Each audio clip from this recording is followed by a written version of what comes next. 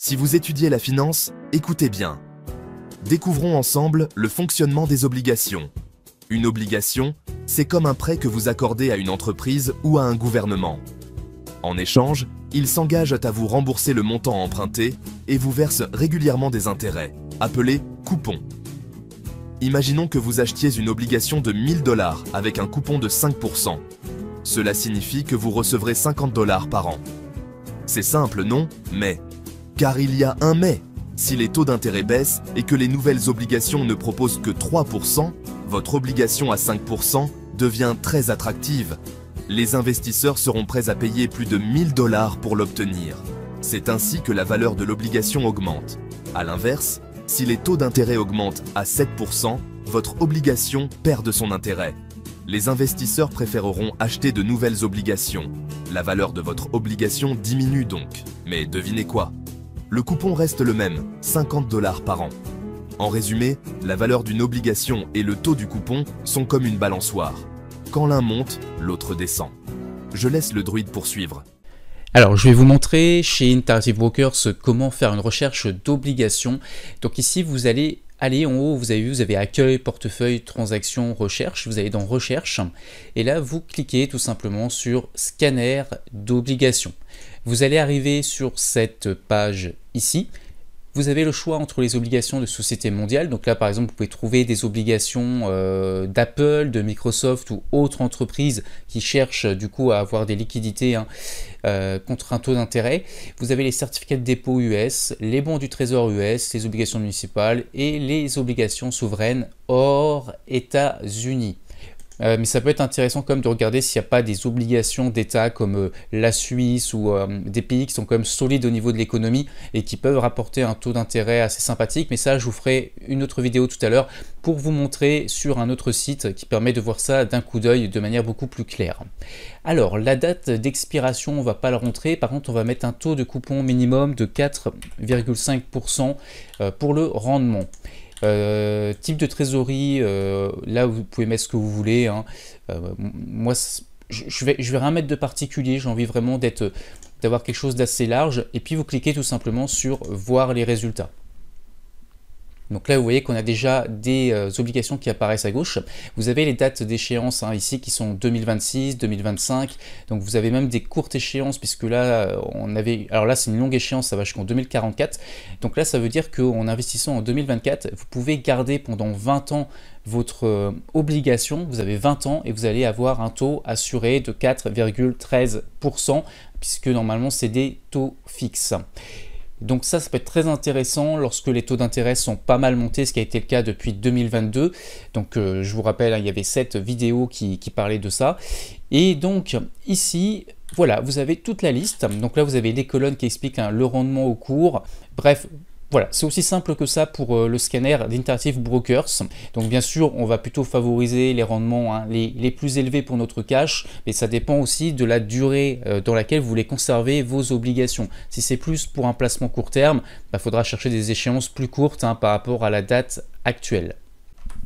Donc ensuite, si vous posez la question comment on achète, tout simplement vous allez cliquer sur l'obligation et là vous cliquez sur acheter et vous aurez juste à renseigner bien sûr la quantité souhaitée. Ce que je voulais simplement vous dire, c'est que vous avez les détails de l'obligation ici. Donc là par exemple, on sait que c'est une obligation qui a été annoncée en 2012 et qui a été émise au 31 juillet 2024. La date d'expiration c'est également le 31 juillet mais 2026. Donc après vous avez des informations sur le prix initial qui était de 99,90 et là on voit que la valeur c'est 99,87. Ça veut dire que la valeur de l'obligation, de la personne qui nous revend l'obligation, elle a baissé. Donc la personne est un petit peu en moins-value, en tout cas sur la valorisation, parce qu'il a peut-être touché des coupons entre temps qui lui permettent de compenser. Vous avez également la notation, je ne vous en ai pas parlé, mais vous pouvez mettre des notations pour avoir du triple A. Donc là c'est des bonnes notations en gros, ça veut dire que le risque est faible. Et puis enfin, vous avez la valeur nominale de l'obligation. Voilà, donc c'est aussi simple que ça. Vous avez ici les caractéristiques du coupon, notamment la première date du coupon qui a été 31 octobre 2024, donc ça sera bientôt, parce que là on est en septembre au moment où je tourne cette vidéo. Et les premiers intérêts courus, c'est depuis le 31 juillet 2024. Donc encore une fois, prochaine date du versement, si vous achetez l'obligation maintenant, vous aurez le coupon au 31 octobre. Alors maintenant je vais vous montrer chez Swissquote, qui est un courtier suisse qui permet notamment d'avoir accès aux ETF US, parce que vous savez que depuis la loi MiFID II, lorsqu'on est résident européen, eh bien on n'a pas accès aux ETF US venant d'émetteurs US, on a accès aux ETF qui peuvent représenter des marchés américains mais qui viennent d'émetteurs européens comme Amundi, comme Lyxor, qui ont fusionné d'ailleurs depuis, mais voilà, on ne peut pas avoir accès aux émetteurs US. Donc l'intérêt de Swissquote c'est ça, sachant qu'il faut savoir que les frais de transaction sont assez élevés, donc c'est vraiment pour ceux qui ont des gros capitaux en général, mais voilà, ils ont aussi un scanner d'obligations qui peut être intéressant en tout cas à suivre pour cette partie là. Donc je vais vous montrer, ici vous avez vu à gauche, vous avez des colonnes, et vous avez également en haut une recherche avancée que vous pouvez tout à fait utiliser. Donc moi je vais aller sur marché ici. Donc ça nous amène sur cette page et à partir de là, on va pouvoir taper dans la colonne ici sur obligations. Donc là, vous cliquez dessus et vous allez sur recherche. Donc là, on arrive sur cette page. Et là, ce qui est très intéressant, et j'aime beaucoup cette vue de Swissquote, c'est que vous pouvez choisir beaucoup de choses, notamment les notations du S&P. Là, je vais rien mettre, hein, je vais pas mettre de minimum. Mais voilà, le coupon ici, vous pouvez opter pour un rendement minimum. Donc moi, par exemple, si je veux que des coupons qui rapportent au moins 4,37%, voilà, donc tout de suite, ça me trie les obligations en dessous. Vous pouvez mettre la maturité également souhaitée. Est-ce que vous voulez une échéance sur 2036, sur 2038, sur 2039? Donc là, personnellement, je ne mets rien, ça m'importe peu. Et puis, bien sûr, ici, hop, vous pouvez également mettre la notation. Donc si vous voulez du AAA ou du A+, pour vraiment avoir des choses qui sont considérées comme peu risquées, en tout cas au niveau des notations, et ben vous pouvez tout à fait trier. Et déjà, ça va éliminer toutes les obligations d'État des pays un petit peu folkloriques qui sont davantage risqués.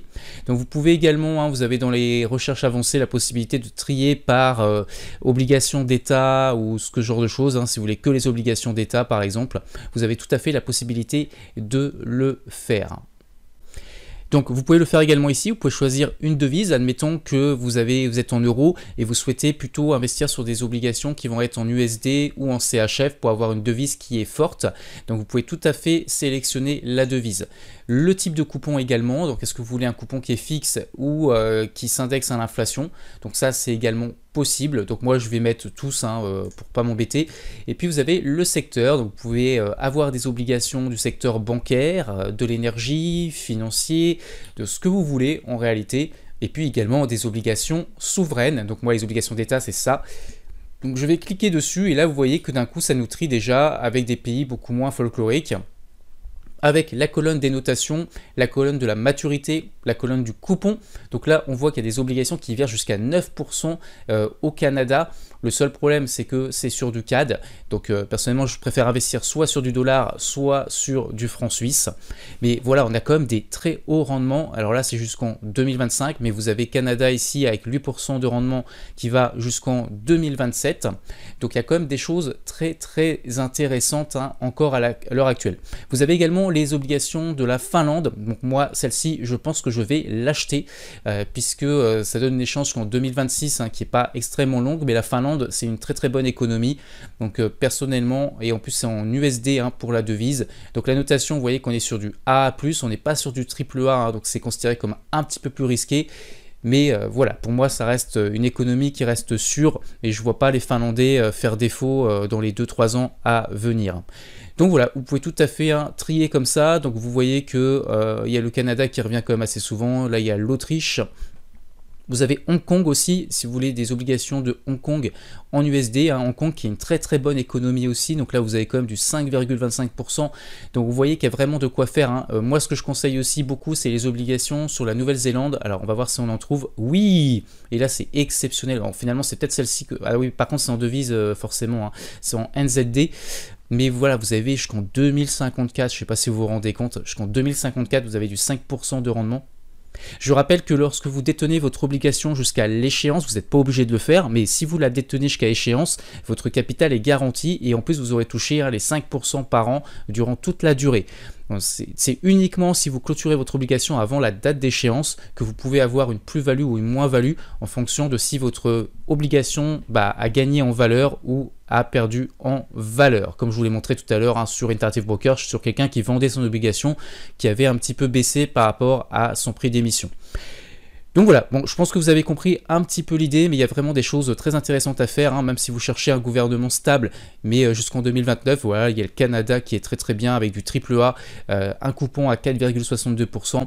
Ça me permet de vous faire comme un petit rappel, soyez vigilants aux notations, évidemment, lorsque c'est sur des obligations d'État, en général, c'est fiable, mais c'est pas parce que Standard & Poor's ou un organisme de notation va vous dire que telle entreprise est sûre, que ça veut dire qu'il n'y a pas de risque dessus.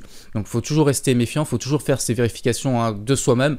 Est-ce que vous pensez que le Canada va faire défaut? Est-ce que vous pensez que la Finlande risque de faire défaut et faire faillite? Bon, je pense qu'actuellement, il y a plus de risques sur notre pays, la France, sur le risque de faillite actuellement qui inquiète pas mal au niveau international. Mais par contre, voilà, tout le reste, ça reste pour moi des notations qui sont supérieures.